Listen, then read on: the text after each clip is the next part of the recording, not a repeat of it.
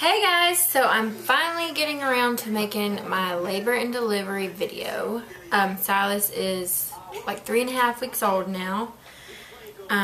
So I don't know how long this is going to take, so I'm going to go ahead and just get started. On May 5th, which was his due date, so I was 40 weeks, I had an appointment at 10:30, I think the appointment was. And when he checked, I was 3 centimeters, and he went ahead and did the membrane sweep. So when we left there, I was actually already having contractions, but they weren't strong or regular. So me and my husband just went out to lunch and actually went to look for a car because of his whole car situation. He had to buy a new car. Decided to go walk, and the contractions started getting regular around 6, and they were about 10 minutes apart. But after that, they slowly started getting closer and closer, and I think about 10, they were 5 minutes apart. And we decided to go to the hospital. I think it was about 11. We decided to go ahead and go to the hospital. And when I got there and they were checking me, she said I was between 4 and 5.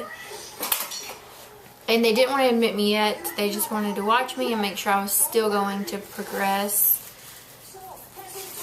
And so we would walk the halls for 30 minutes, and they would monitor me for like 5 to 10 minutes, and I would be able to walk again. And then she checked me after, I think it was like 2 hours after she had checked me the first time. She checked me again, and I was at a 6. So they decided to admit me, and we got in a room, and I kept walking the halls.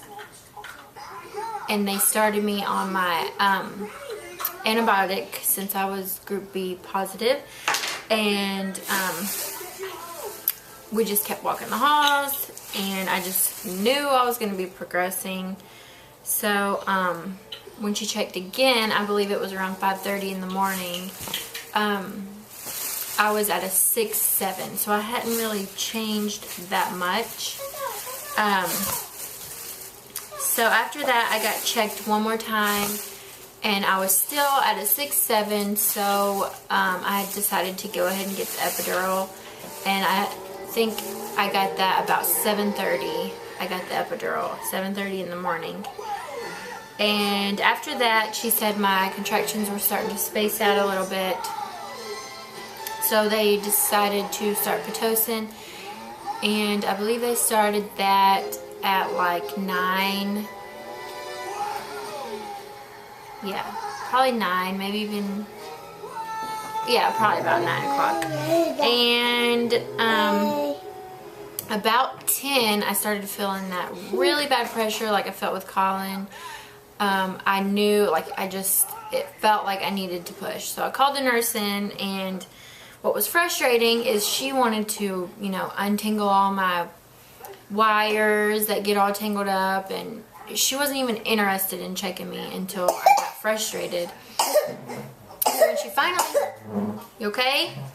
No. When she finally checked, I was ready to push, but you know, they get you to do your little practice push, so she was like, no, just stop. Don't push until the doctor comes in, which is ridiculous, because how can you tell someone who has the worst urge to push not to push?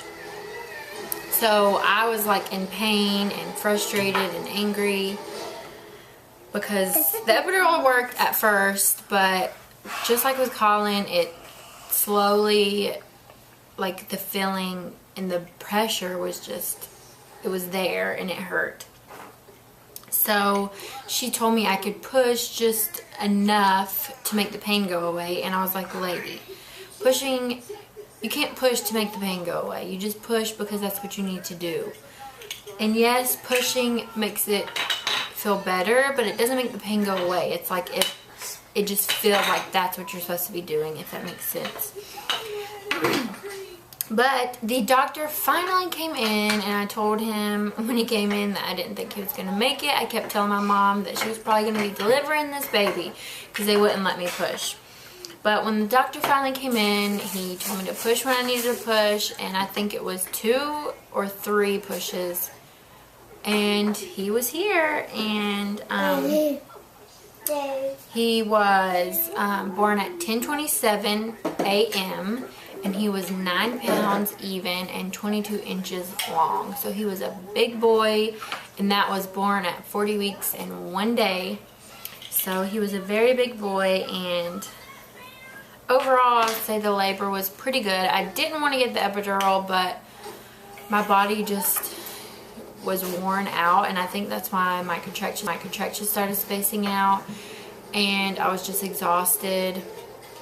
So I think getting the epidural and giving me that little bit of edge off the pain and being able to just relax for like an hour or 2 hours before the pain was starting to come back again really helped me, and I don't really regret that decision.